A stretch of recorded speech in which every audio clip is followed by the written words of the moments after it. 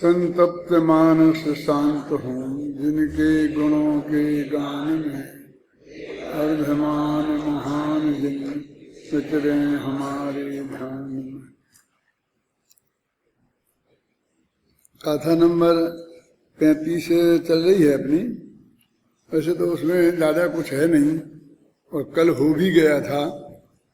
टीका में भी कुछ नहीं है और मैंने देख लिया है उनको वृंदावन दास वगैरह को भी पढ़ने की खास जरूरत नहीं है। पढ़ो फिर भी गाथा पढ़ो।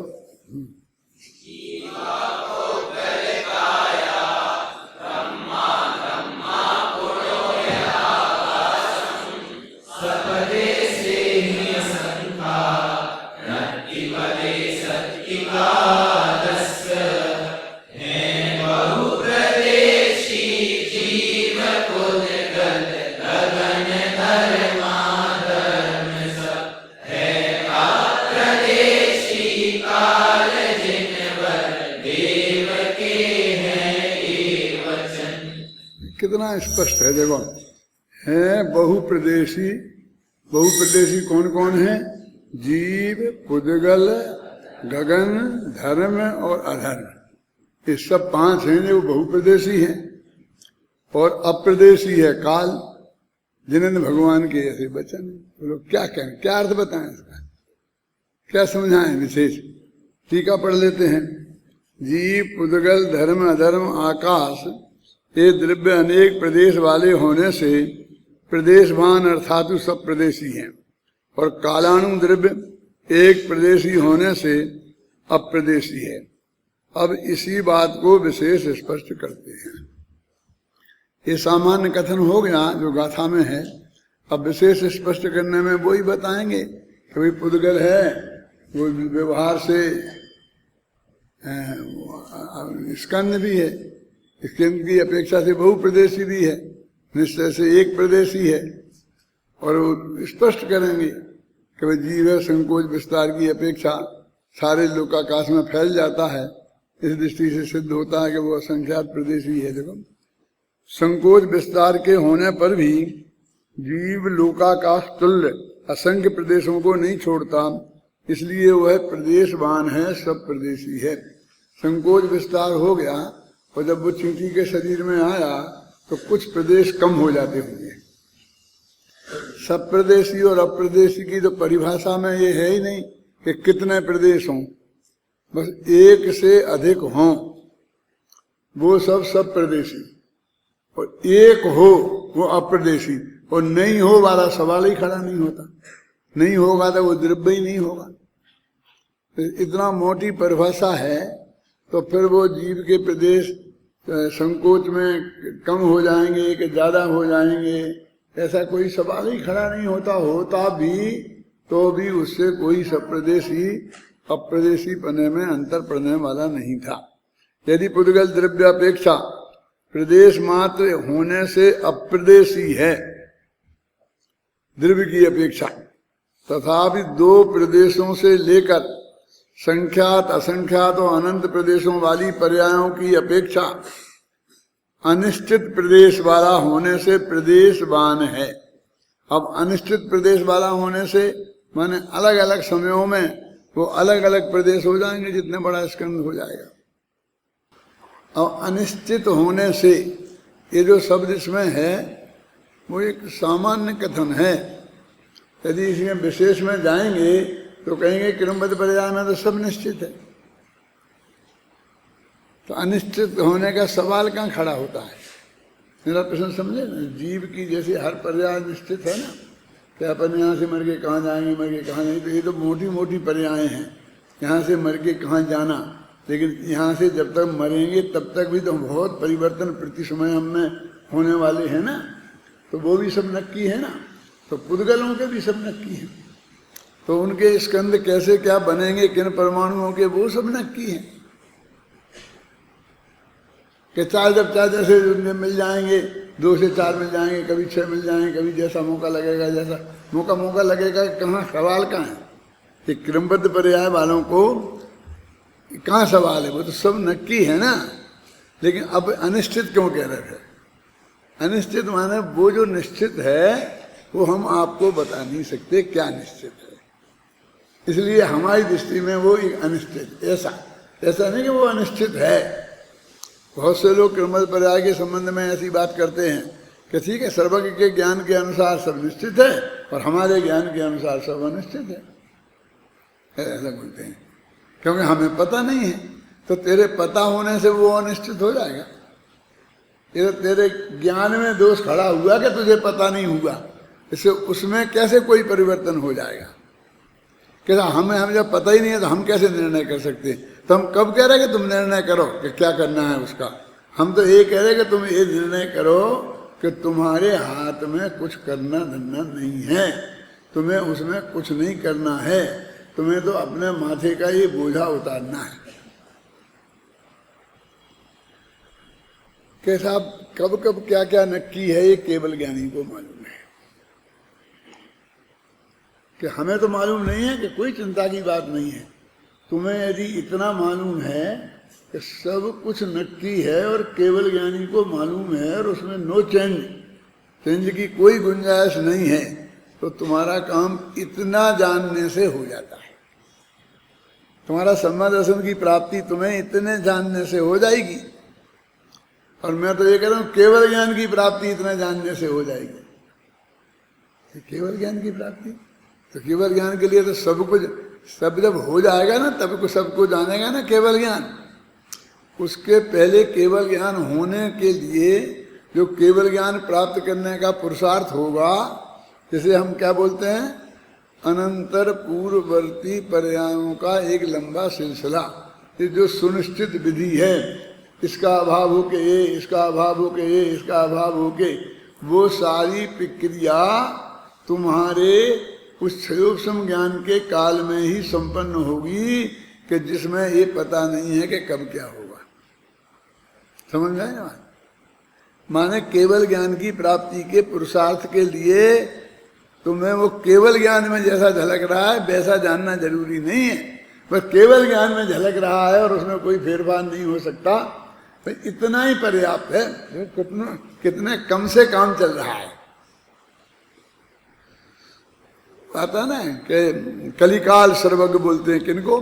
समंतभद्र को। क्यों बोलते हैं? क्योंकि उनने इस काल में सर्वज्ञता पर जो संकट खड़ा हो गया था, जो बहुत से लोग सर्वज्ञता को स्वीकार नहीं करते थे, तो उन्हें तर्क और युक्ति के बल पर, आगम में तो सभी जानते हैं, लिखाया गया है, इस बात को सिद्ध किया। क्या कि सर्वज्ञ संभव हैं, होते हैं, सर्वज्ञता की सिद्धि की, इसलिए वे कलिकाल सर्वज्ञ हैं। ऐसा नहीं कि पंचम काल के जमाने के सर्वज्ञ हैं, माने जितना संबंधबद्ध जानते थे पंचम काल के सर्वज्ञ उतना ही जानते हैं, ऐसा नहीं है। सर्वज्ञ तो वो एक ही प्रकार के होते हैं जिनके ज्ञान में लोकालोक प्रत्येक समय की पर्याय के साथ झलकते हैं। समझ में आई ना? उनका तो सिर्फ ये कि उनने तर्क और युक्ति के साथ इस कलिकाल में सर्वज्ञता सिद्ध की। मैं आप कह रहा हूं आज भी समंतभद्र की जरूरत है।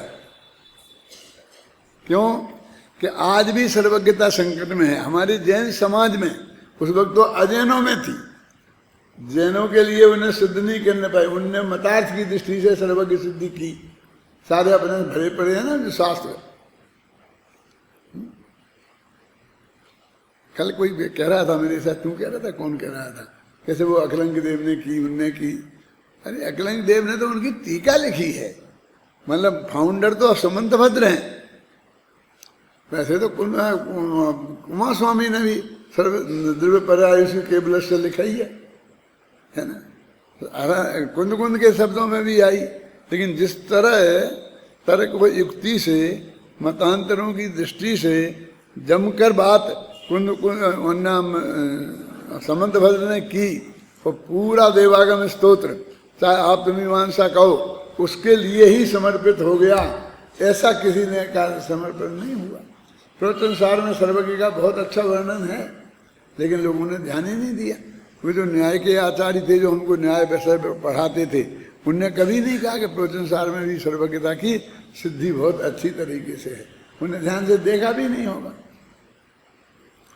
हम लोग भी ऐसे ही है ना कि जितना शास्त्र कोर्स में होते हैं, पढ़े पढ़ाए जाते हैं, उनको तो पढ़ लेते हैं, पर बाकी की तरफ उठाकर हम अपने कितना देखते हैं। नहीं तो उन्हीं से संबंधित और आचार्यों के वैसे ही प्रसिद्ध यदि ग्रंथ हैं तो जिन्हें आत्मकल्याण की भावना है और जिनको किसी ऐसे महत्वपूर्ण सब्जेक्ट की बात है उसमें तो देखना ही चाहिए ना गहराई से, और किसी पे देखें चाहे नहीं देखें, लेकिन इन बातों में तो देखना ही चाहिए ना निर्णय करके। सकल अपन का आ गए तो ठीक है, ये हो गया। ये सकल लोक व्यापी असंख्य प्रदेशों के विस्तार होने से धर्म द्रव्य प्रदेशवान है। अब देखो धर्म द्रव्य की प्रदेशवान होने की जो परिभाषा लिखी, अधर्म द्रव्य की भी आंख नीच के बिल्कुल वैसी है, देखो पढ़ो नीचे। इसी प्रकार सकल लोक व्यापी असंख्य प्रदेशों में विस्तार रूप होने से अधर्म द्रव्य भी प्रदेशवान है ना। कहीं कोमा फुल स्टॉप का भी अंतर है,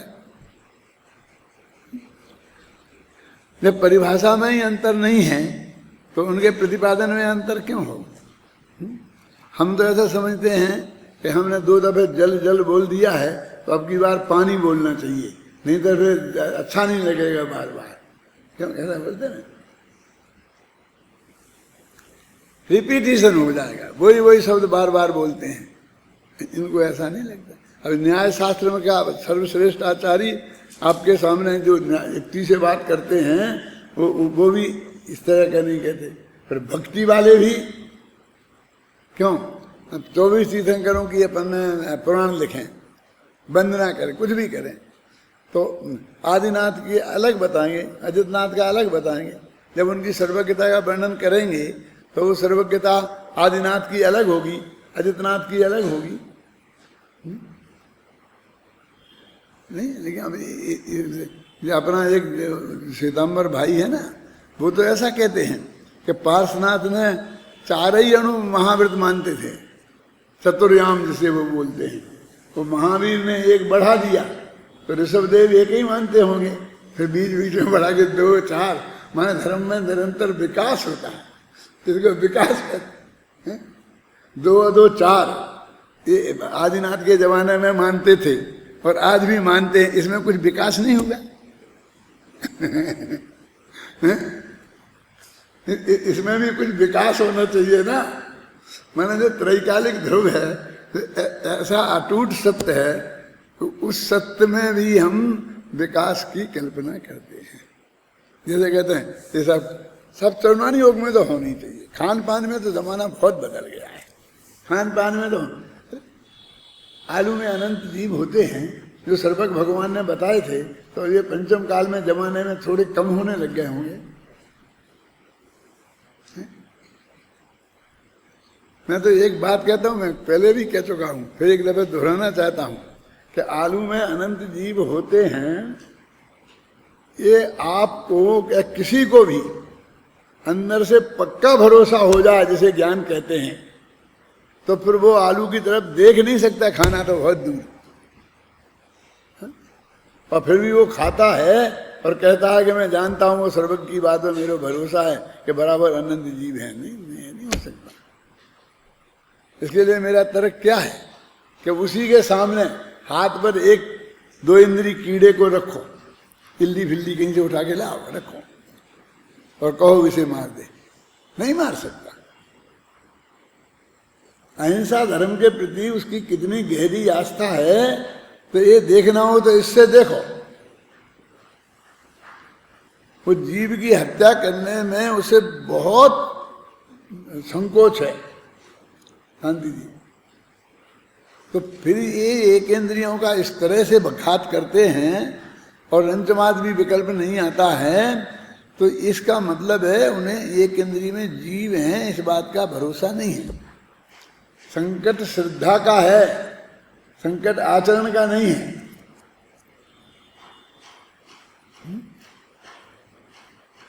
ये तो हमारे आचार्यों ने अणुव्रतों में भी इतना तो बताया है ना आपको कि नीम की 1 दातुन तोड़ सकते हो, मैंने कहा था ना, और उससे अपना कर सकते हो। उपयुक्त 2 लोटा पानी से आराम से नहा सकते हो, जितना पीने के लिए चाहिए उतना पी सकते हो, समझ गए ना। अग्नि का जितना जलाना बुझाने की जरूरत है उतना कर सकते हो, वायु को भी सांस ले सकते हो, लेकिन ज़्यादा डिस्टर्ब करने की क्या जरूरत है। 24 घंटा ही पंखा चलता रहे, साहब इसमें क्या है, इसमें क्या हो गया, इसमें कौन सा पाप हो गया। अरे वायु में भी जीव है और वहां 30 जीव होंगे। वो पंखा जितनी तेजी से घूम रहा है वो निरापद नहीं है, अकेला बिजली खर्च की बात नहीं है, वो तो है ही, लेकिन जीव दया की भी बात है ना उसमें। एक कौन सा धर्म कह रहा है जो ये मानता है कि कोई किसी को दया पाल नहीं सकता, और पालने की माने तो मिथ्यात्व नामक भयंकर पाप है। कि नहीं, वो राग है ना, दया भी राग है ना। अरे भाई साहब, राग की बात नहीं है। 86 या 85 गाथा में लिखा है कि करुणा भाव को दर्शन मोह का चिन्ह लिखा है, चारित्र मोह के चिन्ह की बात नहीं है। तो करुणा भाव वाला चारित्र मोह तो सबसे अंत में छूटेगा। तो तुम्हारा कौन से गुण स्थान तक जाता होगा जैसा, फिर वहां बचेगा कोई राग, तो कौन सा राग बचेगा। अरे उत्कृष्टतम जो राग है इसी टाइप का तो कोई बचेगा ना, तो उसमें से जिसका नंबर आता है।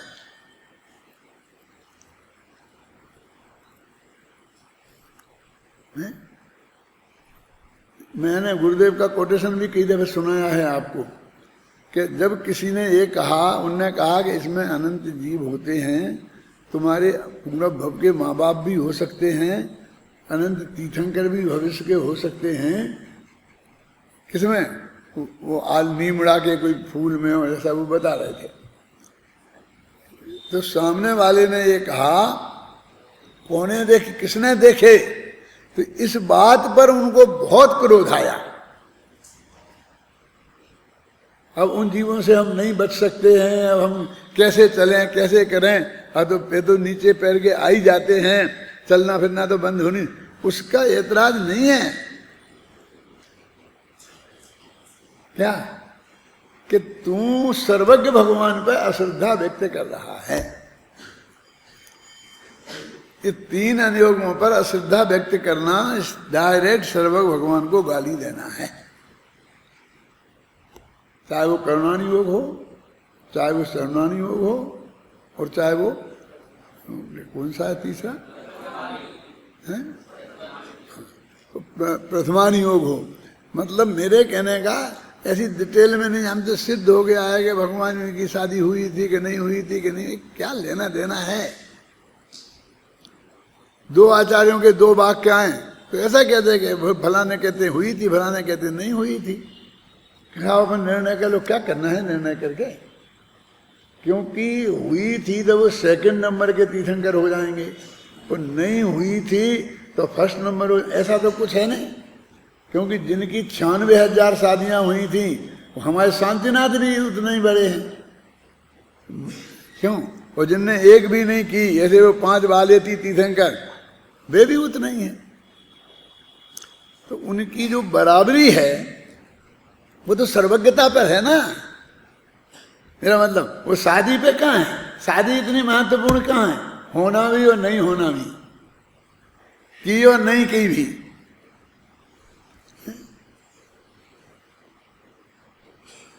चार आदमी बैठ के तत्व चर्चा कर रहे हैं, एक गृहस्थ है, एक ब्रह्मचारी है, ऐसे अपने है ना समझ लो आप 4 जने। तो अब वो तत्व चर्चा में कौन बड़ा कौन छोटा, जो बात है सत्यता, उस पे आधार पे बात होगी ना। नहीं साहब ये ब्रह्मचारी जी कह रहे, ये तो माननी ही पड़ेगी। क्यों? वे ब्रह्मचारी जी 2 और 2 5 कहेंगे तो उनकी माननी पड़ेगी। क्या क्या कहना है, बोलिए आप। वहां तो बराबरी पर ही बैठना पड़ेगा। खतरनाक बात कहता हूं, यदि महाराज भी तत्व चर्चा में बैठेंगे और पार्टिसिपेट करेंगे तो उन्हें भी उसी हैसियत में आना पड़ेगा। यदि हम कोई बात आगम प्रमाण से पेश कर देते हैं, तर्क को युक्ति से उसे सिद्ध कर देते हैं, तो ये महाराज बड़े हैं, इसलिए उनकी मानो इनकी नहीं मानो, ये नहीं चलेगा। अरे यदि ऐसा तुम्हें चलाना है तो बात ही नहीं हो सकती। पहले नक्की कर लो कि साहब वो तो बात तो जो महाराज कहेंगे फाइनल तो वही मानी जाएगी। अब चर्चा कर लो। फिर क्या चर्चा कर लें? फिर क्या चर्चा कर लें? आप समझ रहे ना? इस प्रकार काल द्रव्य अप्रदेशी और शेष द्रव्य सप्रदेशी है। इस प्रकार हम देखते हैं कि इस गाथा में कोई विशेष बात नहीं है, मात्र इतना ही कहा गया है कि एक जीव के लोकाकाश प्रमाण असंख्य प्रदेश हैं, धर्म अधर्म द्रव्यों के भी असंख्य प्रदेश ही हैं, आकाश के अनंत प्रदेश हैं। इस प्रकार चार द्रव्य सप्रदेशी और अस्तिकाय ही हैं। यद्यपि पुद्गल परमाणु द्रव्य एक प्रदेशी ही है, तथापि स्कंद की अपेक्षा उपचार से वह संख्यात असंख्यात और अनंत प्रदेशी भी कहा गया है। इस कारण सप्रदेशी है, परंतु कालाणु एक प्रदेशी होने से अप्रदेशी ही है। इस प्रकार जीवादि पांच द्रव्य अस्तिकाय और कालाणु नस्तिकाय। देखो अब क्या हुआ, कल मैं कह चुका इस बात को कि वो व्यवहार का कथन है कौन, उसको अस्तिकाय कहना, और निश्चय से वो नास्तिकाय है, और फिर निष्कर्ष में पांच अस्तिकाय है। अब भी हाल वो लाइन सूखी नहीं, नीचे की लाइन में इस प्रकार पांच द्रव्य है। अब यहाँ इतना व्यवहार को इतना महत्व दे दिया, अब आपको समझना पड़ेगा, आपको ध्यान में रखना पड़ेगा, और जो फैक्ट है उसके चित्त में वैसा स्वीकृत होनी चाहिए। तो कहाँ जनागम में ऐसा है कि हम निश्चय को ही ज्यादा महत्व देंगे, व्यवहार को देंगे ही नहीं, ऐसी कुछ है नहीं। वस्तु के स्वरूप के निरूपण में जहाँ जो अपेक्षा है हमारे ख्याल में वो बात है, तो हमारे कोई कहीं दिक्कत नहीं है। अब एक गाथा आचार्य जयसेन के में आती है जो अमृतचंद की टीका में नहीं आती है, वो गाथा अपने यहाँ पढ़ेंगे, लेकिन उसमें कोई नई बात नहीं है। जो बातें ऊपर अपन कह के आए हैं वही उस गाथा में है, लेकिन फिर भी एक गाथा उसमें है जिसमें प्रति उनको मिली होगी जयसेनाचार्य को, उस प्रति में होगी वो गाथा, इसलिए उनने उसका अनुवाद कर दिया। ये कोई मतभेद नहीं है कि उनने किया, ऐसा भी होता था पुराने जमाने में। दो बातें हो सकती हैं कि एक तो उनको वो किताब में प्रति मिली हो जिसमें 415 गाथाएं समय सार की थी कि इसकी जितनी थी उतनी थी, और दूसरे आचार्य को वो प्रति मिली जिसमें 30 गाथाएं ज्यादा। अब वे क्या करें, उन्हें जो सामने उपस्थित था उसका उन्होंने अर्थ कर दिया, तो उनमें कोई मतभेद नहीं हुआ। एक ये भी हो सकता है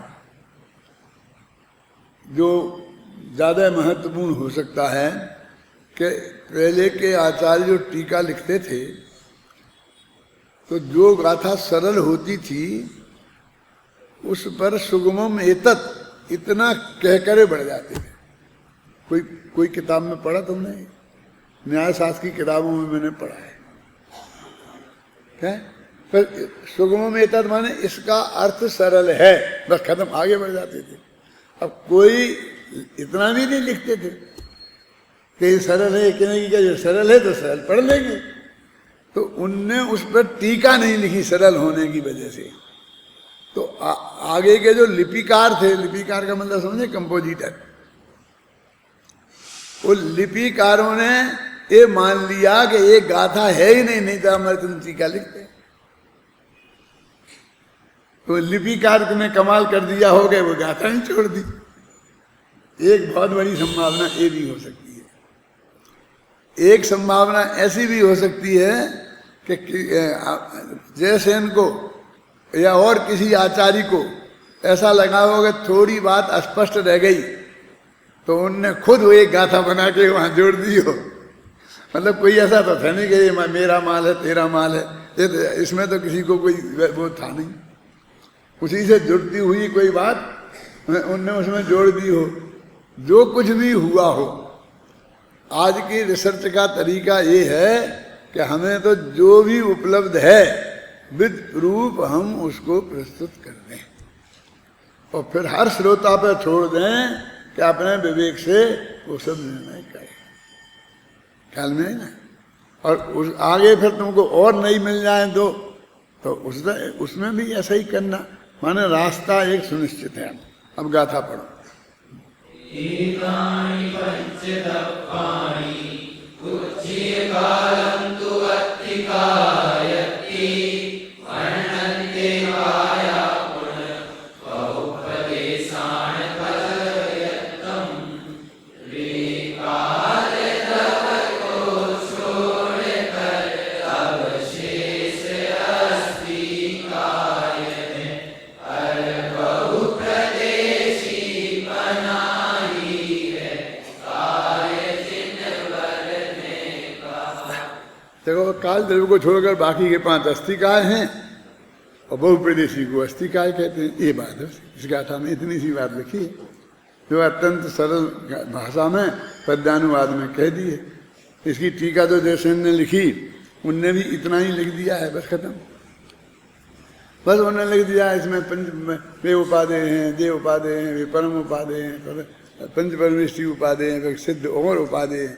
अब पंच परमेष्टि सिद्ध भी आ गए तो ये कहीं कुछ ना कुछ कह दें। अपन भी ऐसा कर रही है ना कि जो ये प्रवचन इन पे करते हैं और जो फिर बातें इनमें नहीं भी होती हैं तो 2-4 बातें ऐसी भी बता देते हैं। अब वो कोई लिख के उसमें लिखता जाए और वो समझे इस गाथा का अर्थ है, तो वो उस गाथा का तो अर्थ नहीं है। हमको बहुत विवेक से सुनना भी ये चाहिए कि ये बात जो कही गई है वो इस गाथा के अर्थ है, उसमें बताई गई है, और ये बात बीच में आ गई है, उसको कह दिया गया है। समझिए ना, आपकी जानकारी के लिए, जनता को बताने के लिए तात्कालिक प्रसंग की अपेक्षा, किसी भी अपेक्षा कह दिया गया है। इतना भेद विज्ञान अवश्य होना चाहिए। हम इतने इसमें असतर्क हैं। मैं जब अशोकनगर में था, करीब 60 साल पहले की बात कहता हूँ शांति जी, तो वहाँ एक मुनिराज थे विमल सागर जी। ये विमल सागर जी जो आचार्य अभी मरे हैं, वे नहीं, ये 13 पंथी विमल सागर जी आचार्य थे। तो उनने एक समय सार छापा था। बनारसी दास जैसे नाटक, बनारसी दास के बहुत से कलश उसमें थे, बहुत से थे, सब नहीं थे। तो 25% भी नहीं होंगे, 20% होंगे, है ना। और उसका नाम रख दिया था अध्यात्म कमल मार्तंड, नाम है। वो तो विवेक कमल मार्तंड का नाम बहुत चलता था ना उस वक्त, तो इसलिए सबको मार्तंड मार्तंड लिखने की बहुत, हर किताब का नाम मार्तंड लिखना पड़ता था। तो मैं उसका स्वाद, मुझे मिली किताब, मैं उसका स्वाध्याय करता था। तो नाटक समय सार के पद थे बहुत बढ़िया बढ़िया, तो मुझे बहुत अच्छे लगते थे और मैं पाठ करता था। फिर उसके अंत में उनने वो दवाइयाँ लिख दी थी कि पेट में दर्द हो तो ये पंचसकार चूर्ण लेना चाहिए, इतना हो तो ये लो, फलानी दवाई इसमें लगा दो, आँख में लगा दो ये तो आँख ठीक हो जाती है, कान में ये डालो तो ये ठीक। ऐसे उन्होंने दवाइयाँ भी उसमें अंत में लिख दी थी। 10-5 पेज वो दवाइयाँ लिख दी थी, और मंत्र तंत्र भी लिख दिए थे, ज्योतिष मोतिष के कुछ जो भी उनके पास ज्ञान का भंडार था। उनको एक किताब छपाने को मिली तो उसमें सब डाल दिया। वो तो मैंने पढ़ देख लिया, मैं तो उपेक्षा से उसे छोड़ दिया। लेकिन मेरे ही श्रोताओं में से एक ने कहा कि साहब वो ऐसा करो तो ऐसा हो जाता है फायदा, इसलिए आपको ऐसा करना चाहिए। तो मैं कहाँ देखा तुमने, कहा कैसा समय सार में। अभी समय सार में लिखा है, फिर तो दवाई अपनी सिद्धा समय सार में कितनी अधिक है, तो ला करके उसने वो समय सार में बताया। अब आप समझो विचार करके कि वो कितनी बड़ी गलती है। हम तो सोचते कि आ जाएंगे, क्या नुकसान है। और आज तो ऐसा होने लग गया है शांतिलाल जी, 90% मैं आपको बोलता हूँ कि वे दवाइयाँ जो अभक्ष हैं वे भी लिखी मिलती हैं उसमें नहीं। ये अखबार जैन गजट आता है, जैन दर्शन, आप जैन गजट में हर अंक में मिलेगी कि वे बताएंगे कि ये चीज़ से पेट ठीक हो जाता है, और उसमें बिल्कुल अभक्ष भक्षण, मतलब जो नमीकंद और जो शहद महद ये भी सब लिखा रहता है, और लेखक के नाम पे महाराज का नाम लिखा रहता है। लेकिन आप इस दृष्टि से देखना है, माने वो कितना अच्छा नहीं है ना, क्योंकि सामने वाले लोग कितनी श्रद्धा से पढ़ते हैं उसको। उस किताब के नाम के साथ कुंद कुंद का नाम लिखा है तो उसे कितनी श्रद्धा से पढ़ते हैं। मैं आपसे बोलता हूँ कि जब आप समय सार अनुशीलन पढ़ेंगे और कोई चीज़ आप उसमें से समझेंगे और फिर कहीं कहेंगे तो समय सार में ऐसा लिखा है ये बोलेंगे, समय सार अनुशीलन में लिखा है ऐसा नहीं बोलेंगे। क्या आया समझ में आपकी? तो हमारी कितनी बड़ी जिम्मेवारी है कि हम जो इसमें लिख रहे हैं वो कुंद कुंद के नाम से चलेगी, है ना।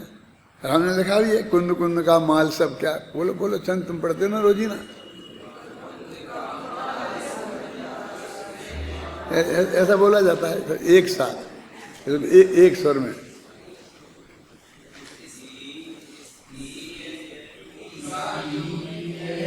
का जो हिंदी भाषा में तत्व प्रबोधिनी लिखी गई है मेरे द्वारा, इसमें मेरा नहीं रंच भी निश्चित जानो, कुंद कुंद का माल पूर्णता इसमें मानो। हमें गारंटी दे रहे हैं तो हमारी जिम्मेवारी है कि हम उसमें कोई भी बात ऐसी नहीं लिखें जो कुंद कुंद के सिद्धांत के विरुद्ध, क्योंकि लोग उसी श्रद्धा के साथ देखते हैं। किरमद पर्याय जब किताब लिखी थी तो सब विद्वानों की सम्मति आई थी। तो खेमचंद भाई का नाम सुना होगा आप लोगों ने, बहुत अच्छे विद्वान थे पूज्य गुरुदेव श्री के उसमें, और वो हिंदी प्रांत में जाया करते थे प्रवचन करने। गुजरातियों में और कोई नहीं जाता था ज़्यादा, बाबू भाई जाते थे कि खेमचंद भाई जाते थे। तो उनने ऐसा लिखा उस किताब में कि आपने किरमद पर्याय नामक शास्त्र हमें मिला और आपने जो किरमद पर्याय नामक शास्त्र लिखा है तो उसकी उन्हें बहुत बहुत प्रशंसा लगी, वो किताब में छपी है। तो मैंने उन्हें चिट्ठी लिखी कि अब आप क्या लिख रहे हैं, मैं तो किताब लिखी है, मैंने कोई शास्त्र नहीं लिखा, मैं शास्त्र लिखने वाला कौन होता हूँ। क्या समझ में आया? मैंने उनने शास्त्र लिखा उसे, तो मैंने कहा ये बंद तो किताब लिखी।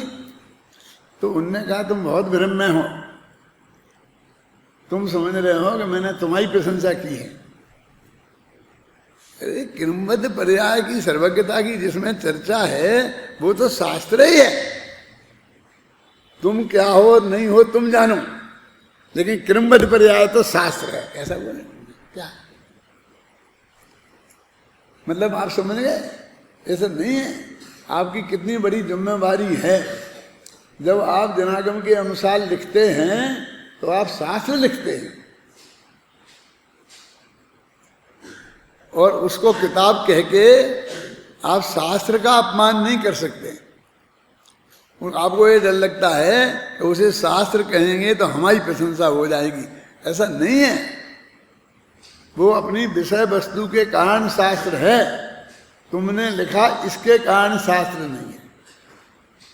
मोक्ष में प्रकाशक शास्त्र है कि नहीं है बोलो? पंडित का लिखा, ये जो पंडित का लिखा जो बोलने वाले हैं उनकी समझ में ये बात नहीं आती है? चलो क्या हो गया खत्म, अभी मेरे को अगली गाथा पे जाना है ना, समय तो है, कितना मिनट है? चलो पढ़ो।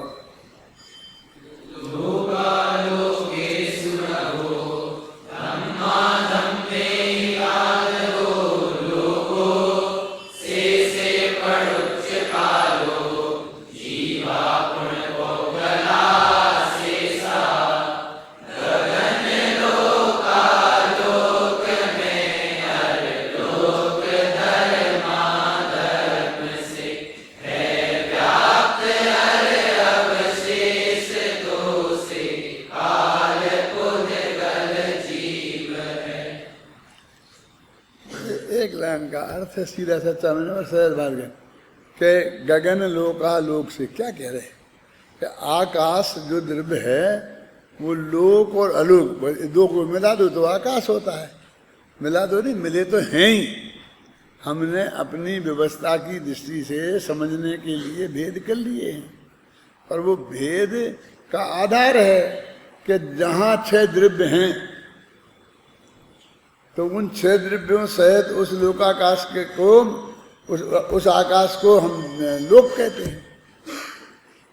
लेकिन वो वास्तव में आकाश के 2 टुकड़े नहीं हुए, आकाश तो एक ही है। तो लोकालोक में माने लोकाकाश और अलोकाकाश को मिलाओ तो एक आकाश द्रव्य है।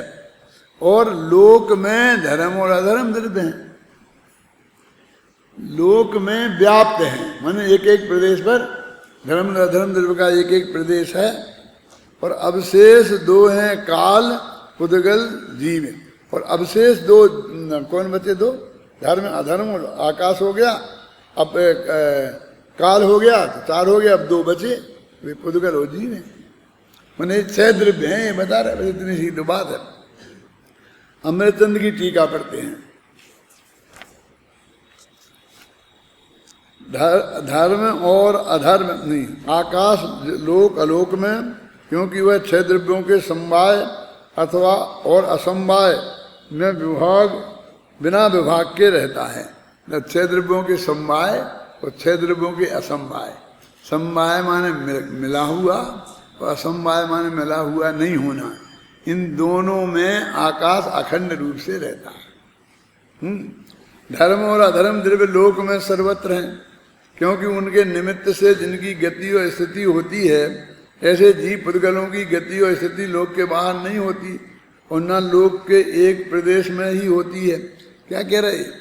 हर एक को सिद्ध कर रहे ये धर्म अधर्म सारे लोकाकाश में है, तुमने कैसे जाना?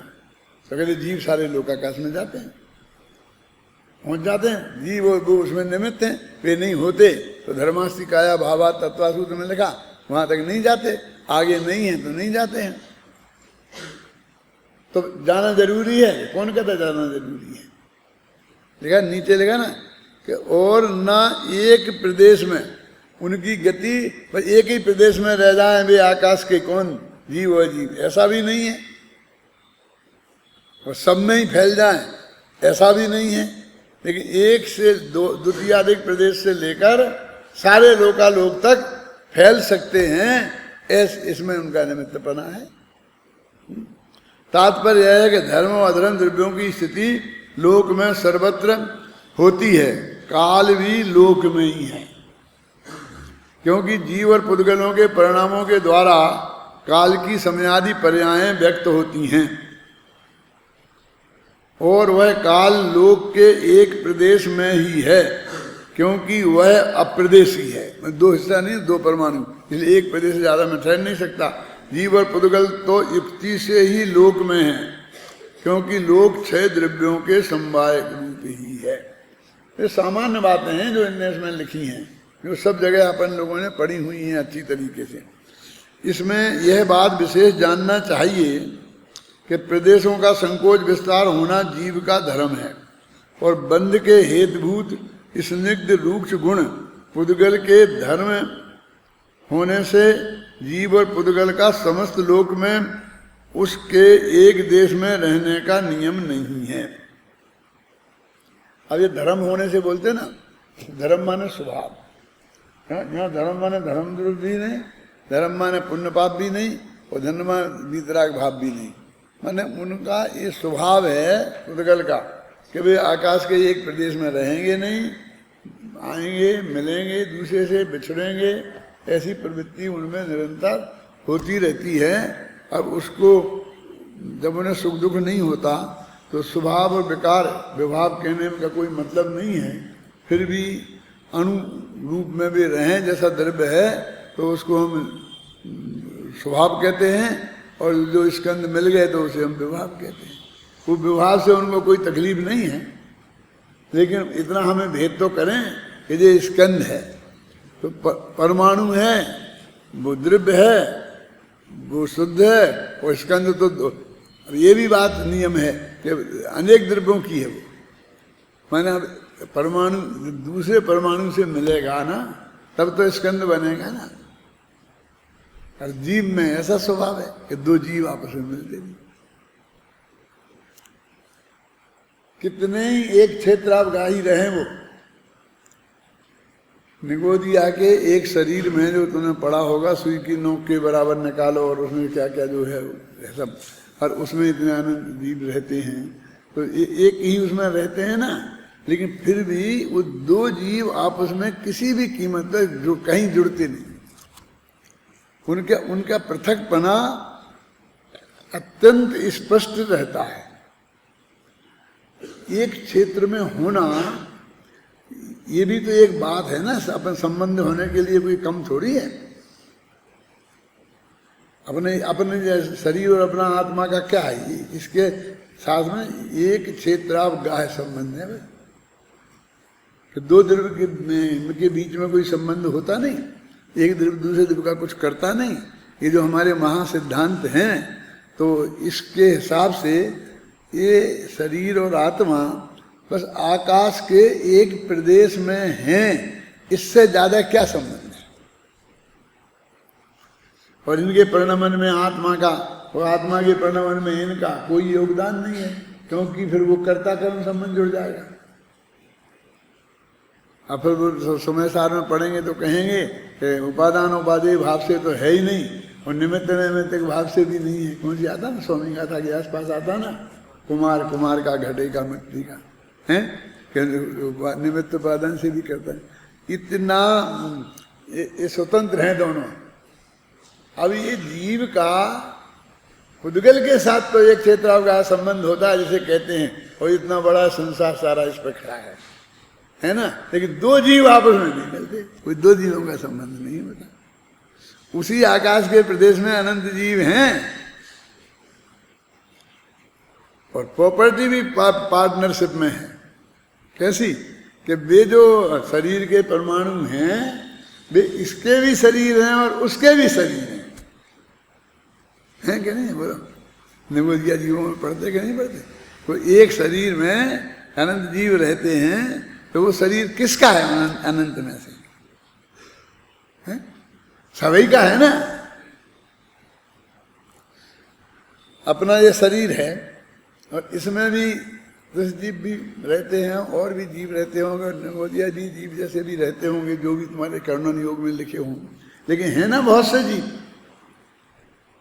अपने शास्त्रों में ऐसा लिखा है सर्वनानी योग के में, कि अपन कहते हैं मांस खाने में ये दोष है कि हाथी को मार के खाया, वो लोग कहते हैं ना, तो एक हाथी को खाएंगे, महीना भर तक खाएंगे तो एक जीव मरेगा, ऐसा तर्क देते हैं।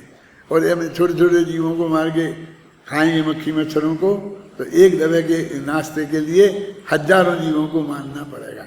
ऐसा एक तर्क प्रशासित उपाय में आता कि नहीं आता है। लेकिन हमें इस बात को भूल जाते हैं सब जैनी भी, कि गाय के मांस में गाय के आकार के अनंत त्रिश जीव निरंतर पैदा होते रहते हैं।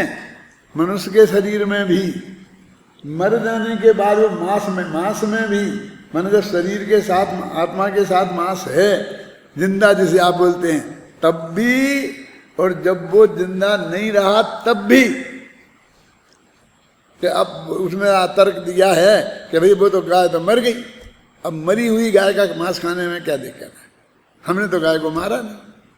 और हर चीज, हर पशु, हर चीजें मरते तो हैं ही, तो इतना भोजन हमेशा ही तैयार होता है बिना ही उसके प्रयत्न के। जंगल में ऐसे बहुत से जानवर हैं जो शिकार करके खाते हैं मांस भक्षी में, और कई परोपजीवी हैं, वे शिकार करते ही नहीं हैं, वो तो दूसरे ने शिकार किया बस उसी में घात लगा के खा पी के अपना काम चलाते हैं। जूठन मूठन बची रहती है उसकी, तो उसे खा के काम चलाते हैं, क्योंकि उनमें दूसरे को मारने की ताकत ही नहीं है। कमजोर है ना। तो ऐसे जीव, तो वो कहते हैं कि हम तो मारा ही नहीं, हम तो अहिंसक हैं। तो फिर अनंत जीव होते हैं, वो हमारे दिमाग में नहीं आता।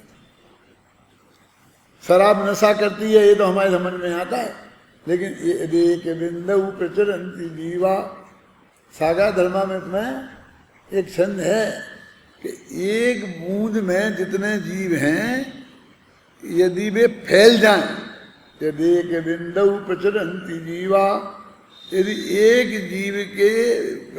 जीव फैल जाएं तो लोक पूर्ण हो जाए, जगह में दूसरों को जगह ही नहीं बचे, सारी दुनिया भर जाए, तो इसमें आते आंवले के बराबर हो जाएं, बेर के बराबर हो जाएं, तो फिर कहीं किसी को जगह नहीं मिले। इतने जीव हैं। अब उन जीवों का जो वो कहते हैं अस्तित्व तो हमें नहीं है, तो यही सर्वज्ञ की श्रद्धा की बात है ना। इसको अपने यहाँ जो ध्यान है ना 4, उसमें कौन सा ध्यान कहा है? आज्ञा विचय ध्यान, धर्म ध्यान में उसका नंबर दिया है कि भगवान की आज्ञा है। भगवान की आज्ञा ये नहीं है कि तुम उधर चले जाओ, जल्दी जल्दी ये कर लेना, ये बना लेना, सकम में से चले जाओ, ये व्यवस्था, ऐसी आज्ञा। भगवान ये जो भगवान के इसमें अनंत जीव हैं, इसी का नाम भगवान की आज्ञा है। ये कोई तुम्हें और कोई आज्ञा वाज्ञा नहीं देते। तो इसका विचार करना वो आज्ञा विचय नाम का धर्म ध्यान है।